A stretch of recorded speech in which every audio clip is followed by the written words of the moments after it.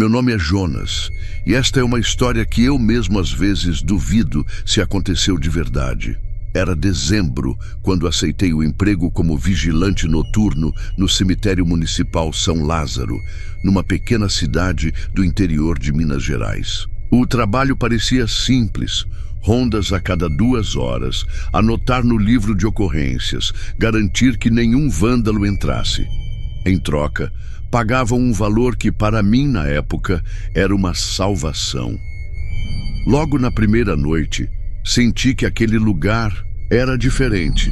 Não estou falando apenas do silêncio ou do frio que parecia maior lá dentro. Era algo no ar, como uma tensão, como se o próprio cemitério respirasse, devagar, pesadamente. O antigo vigilante, seu Cláudio, me passou algumas instruções rápidas. Antes de ir embora, me deu um aviso estranho. Se ouvir alguma coisa, não responda. E não fique muito tempo na ala oeste. Sorri, achando que era brincadeira, mas ele não sorriu de volta. A noite começou como qualquer outra. Eu ficava no escritório, um cubículo apertado com uma mesa velha, um rádio chiando baixo e uma lâmpada amarelada que parecia prestes a queimar. Às 11, fiz minha primeira ronda, lanterna na mão, anotando tudo como mandava o protocolo. Cemitério era dividido em alas: norte, leste e oeste. A norte era a mais nova, com túmulos de mármore branco e flores frescas. A leste, um pouco mais antiga, já mostrava sinais do tempo. Mas a oeste parecia esquecida. O mato tomava conta dos caminhos, os túmulos eram velhos e quebrados, as esculturas cobertas de musgo, inclinadas como se estivessem desabando. Mesmo de longe, aquela ala parecia errada. Segui minhas rondas evitando a oeste, como me foi aconselhado. Por volta das 2 da manhã, comecei a ouvir o que pareciam ser passos atrás de mim. Parei, virei a lanterna. Nada. Continuei andando, mas a sensação de que algo me seguia não passou. Os pelos da minha nuca se arrepiaram e a mão que segurava a lanterna começou a suar. Foi então que a vi. No fim de um corredor de túmulos, entre o escuro e o pouco de luz da lanterna, havia uma mulher. Ela usava um vestido branco, longo, que arrastava no chão. Os cabelos negros cobriam o rosto. Estava imóvel como uma estátua. Chamei: "Senhora? Está tudo bem?" Nenhuma resposta. Dei um passo à frente. A mulher inclinou levemente a cabeça, como se estivesse me observando por trás. Dos cabelos, senti o sangue gelar. Quis me aproximar, ver melhor, mas alguma coisa dentro de mim, um instinto antigo, me impediu. Era como se cruzar aquela distância fosse atravessar um portal sem volta. Pisquei. Quando olhei de novo, ela havia sumido. Fiquei ali, parado, com o coração batendo forte demais. Olhei em volta, vasculhei com a lanterna entre os túmulos, mas não encontrei nada. Nem pegadas, nem som de passos, apenas o silêncio. Voltei para o escritório, tentando convencer a mim mesmo de que era o cansaço. Que talvez tivesse apenas imaginado, mas era difícil acreditar nisso. De volta ao cubículo, me sentei, respirei fundo e tentei relaxar. Foi quando o rádio, que até então só chiava estática, soltou uma frase nítida. "Jonas!" Levantei de sobressalto. "Jonas!" Repetiu a voz baixa, arrastada. Peguei o rádio. Nenhuma chamada ativa, nenhuma frequência próxima. Apenas a minha respiração pesada preenchendo o espaço. Desliguei o aparelho. Mesmo assim, continuei ouvindo. Jonas agora era diferente. Não vinha mais do rádio. Vinha do lado de fora. Coloquei a mão na maçaneta da porta, mas hesitei. Lembrei do aviso de seu Cláudio. Não responda. Então fiquei ali, parado, enquanto a voz me chamava do outro lado da porta. Baixo, persistente, quase suplicante. Depois de alguns minutos, ou horas, não sei dizer, o som cessou. Fiquei sozinho, apenas com o tic-tac do meu relógio e o medo pulsando no peito. Pouco antes do amanhecer, decidi fazer uma última ronda. Precisava mostrar para mim mesmo que não tinha nada ali, que era só cansaço, imaginação, estresse. O cemitério estava ainda mais frio do que antes, coberto por uma névoa fina que deixava tudo meio borrado, como se eu estivesse dentro de um sonho ruim. Na ala norte, tudo calmo. Na leste também. Mas ao passar pela entrada da ala oeste, algo mudou. A sensação de ser observado era tão forte que eu quase podia sentir olhos grudados em mim. E então, no canto da minha visão, vi a mulher de branco. Ela estava parada, exatamente no mesmo lugar onde a vi pela primeira vez. Só que agora mais próxima, não se mexia, apenas me olhava, ou parecia me olhar por entre os cabelos. Fiquei imóvel, pisquei. Ela sumiu novamente. Dessa vez, tive certeza. Não era cansaço. Não era brincadeira da minha cabeça, ou era o rádio que eu carregava desligado no bolso, vibrou sozinho. Tirei do bolso, encarei a tela apagada e ouvi sem interferência como se a própria noite falasse: venha! Larguei o rádio no chão, corri, de volta para o escritório, tranquei a porta e fiquei lá até os primeiros raios de sol atravessarem a janela. Quando o sol finalmente nasceu, saí para fora do escritório. O cemitério parecia outro lugar. A névoa havia se dissipado. O verde da grama era brilhante. As esculturas, mesmo quebradas, pareciam inofensivas sob a luz do dia. Andei até o ponto onde tinha visto a mulher. Nada, nenhuma marca de pé, nenhum vestígio de presença. Poderia jurar que tudo havia acontecido, mas também poderia jurar que era só o medo, o cansaço, a mente pregando peças. Entreguei meu crachá no mesmo dia e nunca mais voltei. Até hoje, às vezes, acordo no meio da noite jurando ouvir meu nome sendo sussurrado, no escuro, e me pergunto: o que era verdade? O que era só coisa da minha cabeça? Nunca saberei, e talvez seja melhor assim.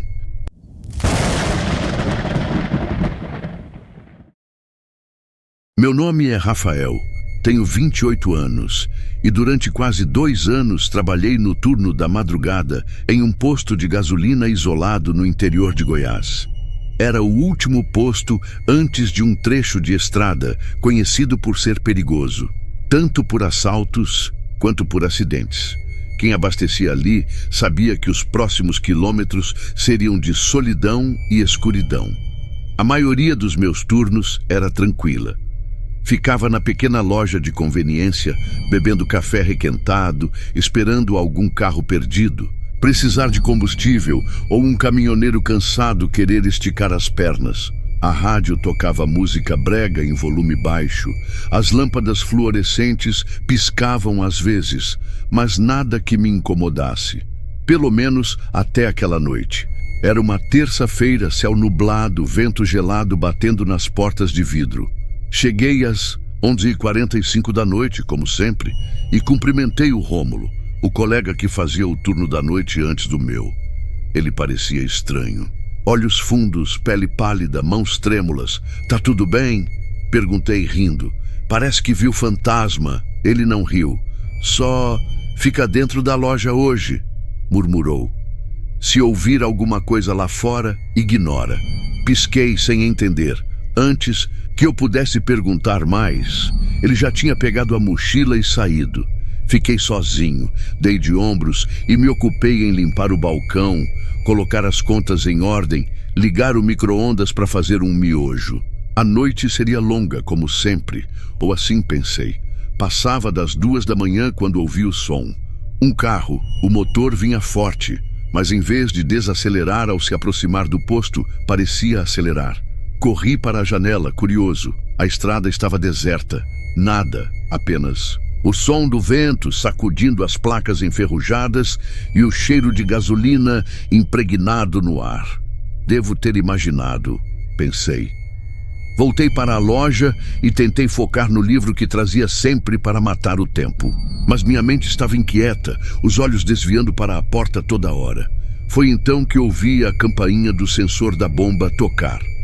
Alguém tinha parado para abastecer. Levantei num salto e olhei para fora. Nada. As bombas estavam vazias, iluminadas, apenas pela luz mortiça dos postes. Fiquei ali, parado, a mão na maçaneta da porta. Uma parte de mim queria sair e verificar. A outra queria trancar a porta e esquecer. Optei por fazer o que fui contratado para fazer. Saí. O ar frio bateu no meu rosto. Fui até as bombas, olhando em volta. Nenhum carro, nenhuma moto, nenhuma alma viva. A campainha soou de novo, dessa vez mais forte. Olhei para o painel. A bomba 3 indicava que alguém estava abastecendo, mas não havia mangueira levantada. Nenhuma mão segurando nada. Senti o estômago revirar. Voltei rápido para dentro da loja e tranquei a porta. Tentei convencer a mim mesmo que era falha no sistema. O relógio marcava 2h47 da madrugada. A madrugada ainda ia demorar a passar. Pouco depois das 3, vi algo pela janela. Uma mulher, sozinha, caminhando pela estrada, descalça, com um vestido branco que mal cobria os joelhos. Os cabelos desgrenhados caíam sobre o rosto. Ela andava devagar, os passos incertos, como se estivesse perdida. Meu instinto foi correr e ajudar, mas alguma coisa, um frio súbito na espinha, me paralisou. A mulher chegou até o limite da estrada, quase tocando a área iluminada pelo posto. Parou. Ficou ali, imóvel, olhando para a loja.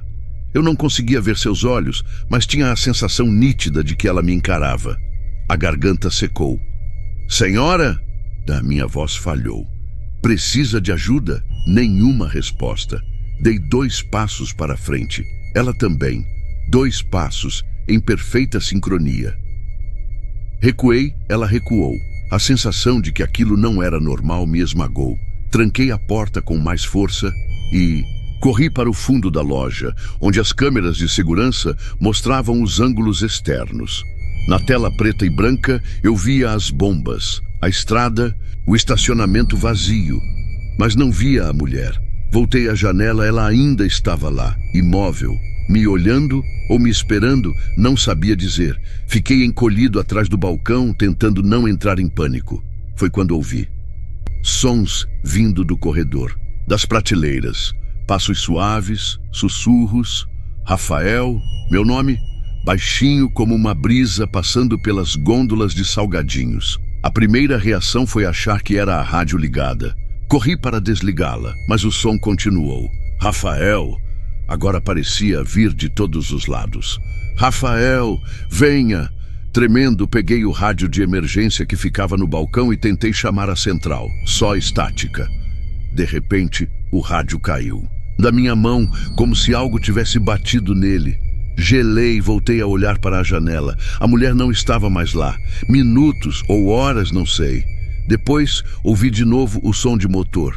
Dessa vez, vi claramente um carro preto, antigo, talvez um Opala vindo pela estrada. Mas havia algo errado. O carro deslizava. Suas rodas mal tocavam o chão. O carro parou ao lado da bomba 1. Esperei. Nada. Nenhuma porta se abriu. Nenhum movimento dentro. Respirei fundo, tentando encontrar coragem. Peguei a lanterna e saí, cada passo parecendo pesar toneladas.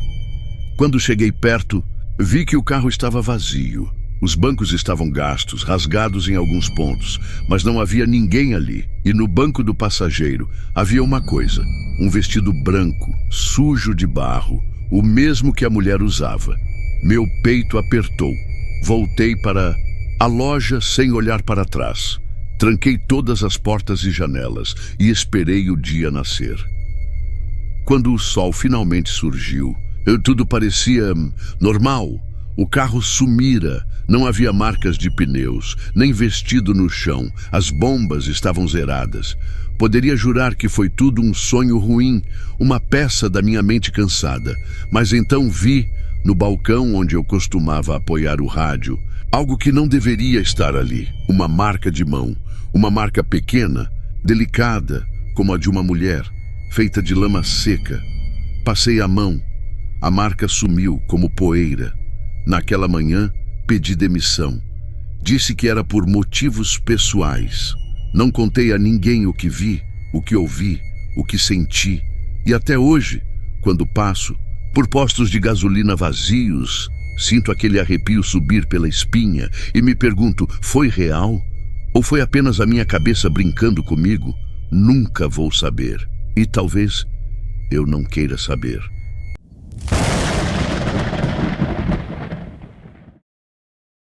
Meu nome é André. Tenho 32 anos e trabalho como segurança terceirizado há quase uma década. Já fiz plantão em prédios comerciais, bancos, condomínios e até galpões de carga no meio do mato. Mas nenhuma experiência foi como aquela. No Hospital São Vicente de Paulo, numa cidadezinha esquecida no interior de Minas Gerais. Era um hospital antigo, fundado no começo do século XX, e apesar das reformas, o prédio ainda carregava aquela arquitetura pesada, cheia de corredores estreitos, janelas altas e salas que cheiravam a éter e mofo.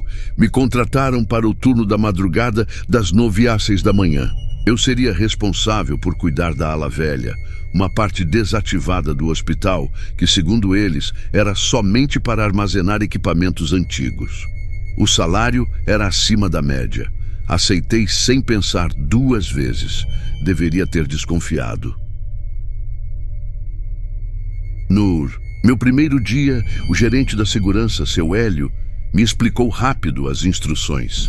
Você ronda a ala velha de 2 em 2 horas. Verifica se ninguém entrou. Se ouvir barulho, confere. Só isso. Simples. Ele parecia apressado para ir embora.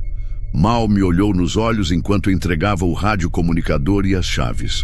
Fiquei sozinho na recepção da ala desativada. O relógio marcava 9 e 7 da noite. A única iluminação vinha de luminárias antigas penduradas no teto, que estalavam e piscavam sem aviso. O silêncio era tão denso que eu ouvia minha própria respiração. Sentei-me na cadeira de plástico atrás do balcão e tentei passar o tempo mexendo no celular. Sem sinal, apenas Wi-Fi, e mesmo assim fraco e instável. Olhei em volta. À minha frente, um longo corredor, com portas de madeira fechadas dos 2 lados. Ao fundo, uma janela de vidro sujo mostrava a cidade adormecida. Nada demais, pensei, até a meia-noite. Às 12 e 3 da madrugada, peguei minha lanterna e comecei a primeira ronda. O chão de ladrilho antigo rangia sob meus passos. As paredes, manchadas de infiltração, pareciam pulsar a luz fraca. Verifiquei as portas, todas trancadas, todas vazias, até que ouvi passos vindo do final do corredor. Parei, tentando identificar. Os passos eram leves, quase arrastados, como de alguém usando chinelos. Apaguei a lanterna. Me escondi atrás de uma das portas semi-abertas e espiei. Nada. Só o corredor vazio, iluminado por uma luz morna e morta. Deve ser impressão minha, pensei. A acústica daquele lugar velho distorcia qualquer ruído. Voltei para a recepção. Antes de sentar, porém, ouvi outra coisa. Um choro baixo. Vindo de uma das salas, era um som quase infantil, abafado, dolorido. O instinto mandou eu ir embora, mas a obrigação falou mais alto. Respirei fundo, caminhei até a porta de onde o som parecia vir e girei a maçaneta. Trancada, chutei levemente a porta. O choro cessou imediatamente. O silêncio voltou ainda mais pesado. Me afastei, com uma sensação incômoda nas costas, como se alguém me observasse do escuro. Voltei para a recepção, tremendo levemente. As horas passaram devagar. Café frio, olhos pesados, corpo reclamando. Às 3h11, ouvi novamente passos, mas dessa vez ritmados, mais claros. Me levantei devagar e olhei para o corredor. E vi, lá no final, uma mulher. Ela estava de costas para mim. Vestia uma camisola hospitalar branca, suja e rasgada nas pontas. Os cabelos negros desciam até quase cobrir toda a camisola. Ela ficou ali imóvel, Meu primeiro impulso foi correr até ela, perguntar se precisava de ajuda, mas alguma coisa me travou no chão. Tentei usar o rádio. Base, aqui é o André, câmbio. Alguém acessou a ala velha, câmbio, só estática. Olhei de novo. A mulher agora estava mais perto, sem ter caminhado, apenas mais perto. A pele do meu rosto ficou gelada. Senhora? Chamei com a voz falha. Nenhuma resposta. A lâmpada. Acima dela piscou 2 vezes, e no instante em que piscou pela 3ª vez, ela sumiu, como se nunca tivesse estado ali. Corri até o final do corredor, a lanterna tremendo na minha mão. Nada, nenhum sinal de pegadas, nenhum rastro. Voltei para a recepção sem olhar para trás. Me sentei tentando controlar a respiração, tentando convencer a mim mesmo de que era sono. Estresse, sugestão, mas no fundo, eu sabia. Às 4h30, o hospital parecia ainda mais silencioso. Foi então que começaram os sussurros, chamando meu nome. André, de todos os lados. André, do teto, das paredes. Vem cá. Cobri os ouvidos desesperado. Não é real. Não é real. Repetia mentalmente, mas os sussurros continuavam, mais insistentes, como crianças escondidas, brincando de pega-pega no escuro. Levantei de um salto e corri para a porta principal da ala velha. Trancada, a chave. Sumira do meu bolso. Comecei a bater na porta, chamando por ajuda. Ninguém respondeu. O último encontro por volta das 5h15. Exausto, sentei novamente no balcão. Foi quando a vi pela última vez. A mulher, agora, dentro da recepção. De pé, no canto mais escuro. O rosto ainda encoberto pelos cabelos, ela deu um passo à frente. Outro. Cada passo, um rangido no chão. Congelei. Nem sequer respirava. Quando ela estava a poucos metros, finalmente ergueu a cabeça.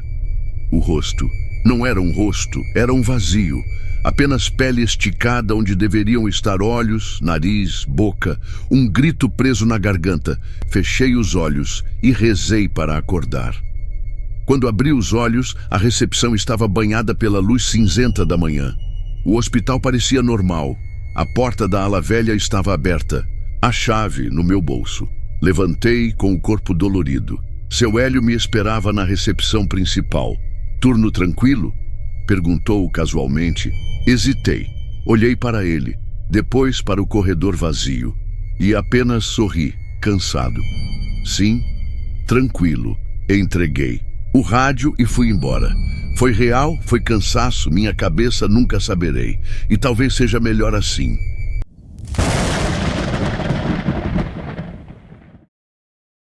Meu nome é Marcondes Moreira e nunca pensei que contaria essa história. Há momentos que ainda duvido se vivi tudo isso ou se minha mente, frágil pela solidão, me pregou uma peça cruel.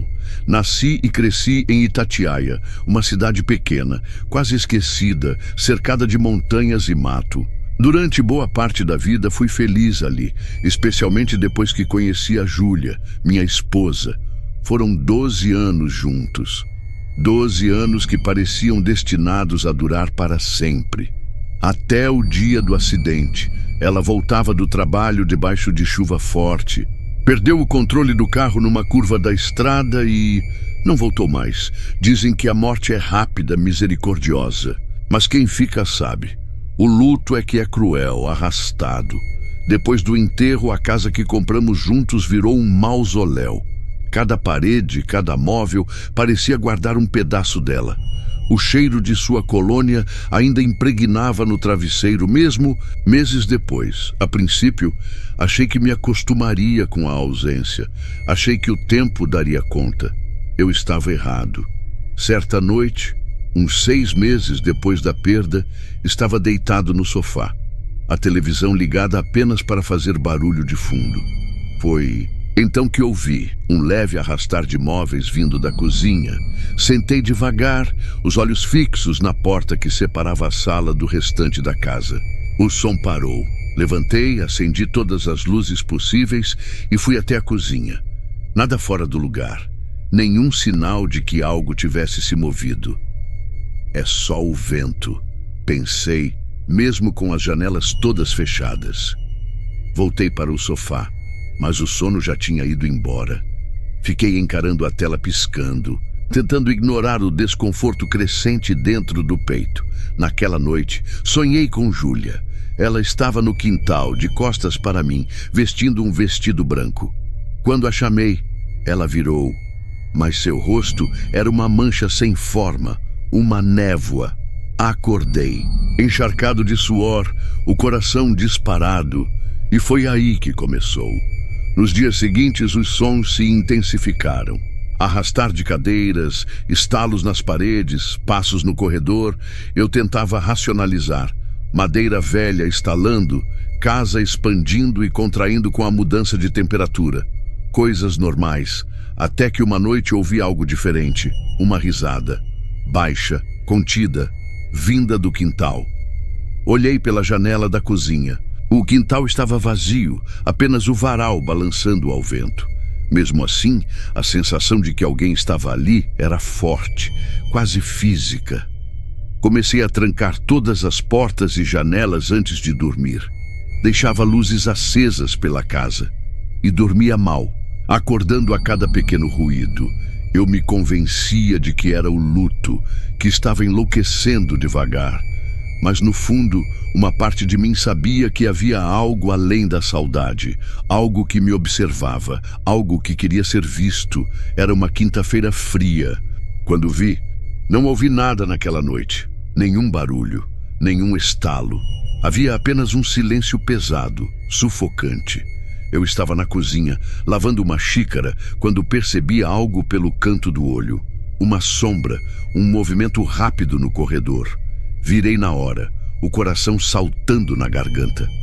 Lá estava ela, a mulher, vestido branco, amarrotado, quase brilhando sob a luz fraca da lâmpada. Os cabelos negros caíam pesadamente sobre o rosto, escondendo suas feições. Ela estava parada, imóvel, a uns 10 metros de mim. Não consegui me mexer, não consegui falar, só a observei. Então ela se virou lentamente e caminhou em direção à porta dos fundos. O som de seus passos era abafado, quase inexistente. Quando reagi, corri atrás, mas ao chegar à porta, encontrei-a trancada, como sempre.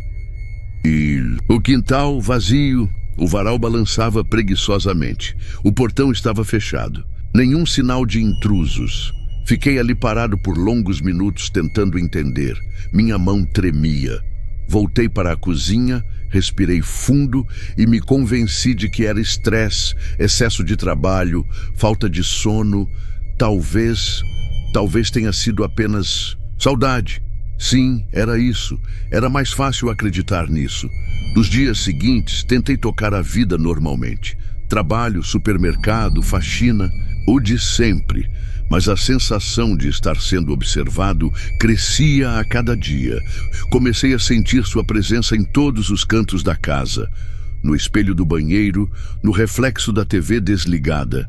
Até no vidro da geladeira, ela estava ali, sempre de longe, sempre imóvel, sempre esperando. Uma noite, chuvosa como a do acidente, estava na cozinha preparando um chá quando olhei pela janela. E a vi, parada do lado de fora, embaixo da goiabeira, o vestido colado ao corpo pela chuva, os cabelos desgrenhados, cobrindo o rosto. Ela não se mexia, não tremia de frio, não piscava, simplesmente me encarava. Larguei a caneca no chão, que quebrou em 1000 pedaços. Corri até a porta dos fundos e abri. A chuva me atingiu como uma parede e a mulher havia sumido. Depois disso, as coisas pioraram. Isolamento virou rotina. Parei de atender amigos. Parei de sair de casa. Minhas noites se resumiam a vigiar janelas, portas, sombras. Comecei a duvidar da minha sanidade. Fui ao médico. Relatei apenas os sintomas físicos, insônia, palpitação, ansiedade. Receitaram calmantes. Tomei, mas não adiantou. As aparições continuavam. A mulher às vezes surgia no corredor, outras vezes sentada na varanda, sempre imóvel, sempre olhando, nunca falando, nunca se aproximando. A casa parecia viva, pulsante, como se respirasse junto com ela. E eu, preso em uma rotina de terror silencioso. Era uma madrugada como outra qualquer. Acordei, suando, com o som de um sussurro. Não conseguia entender as palavras. Eram apenas sons, como o vento arranhando as paredes. Levantei da cama e segui o som até o corredor. E lá estava ela, dessa vez mais próxima do que nunca. A poucos passos de mim. Senti o cheiro de terra molhada. Senti o frio que parecia emanar dela. A mulher levantou lentamente a cabeça. Pude ver seu rosto. E não era o rosto da Júlia, nem de ninguém que eu conhecia. Era um rosto de feições indefinidas. Os olhos fundos como poços sem fim. A boca parecia costurada, como se cada palavra fosse proibida de ser dita. Dei um passo para trás, ela deu um passo para frente. E então sumiu, simples assim, sem som, sem aviso, como fumaça. Fiquei ali, parado no corredor, ouvindo meu coração. Bater forte demais, como se fosse explodir. Demorei horas para voltar a dormir, ou minutos. O tempo já não fazia muito sentido. Quando o sol finalmente nasceu, a casa parecia normal. O cheiro de café vindo da cozinha, a luz invadindo as janelas, o som dos vizinhos começando o dia. Tudo normal, exceto por um detalhe. No vidro da janela da cozinha, havia uma marca, uma mão, pequena, delicada, deixada como se alguém tivesse pressionado os dedos contra o vidro, deixando o rastro na névoa da madrugada. Passei o dedo pela marca. Ela desapareceu. Não contei para ninguém, nem para meus amigos, nem para o terapeuta que comecei a visitar. Preferi guardar para mim, porque no fundo, eu mesmo não sei se aquilo tudo foi real.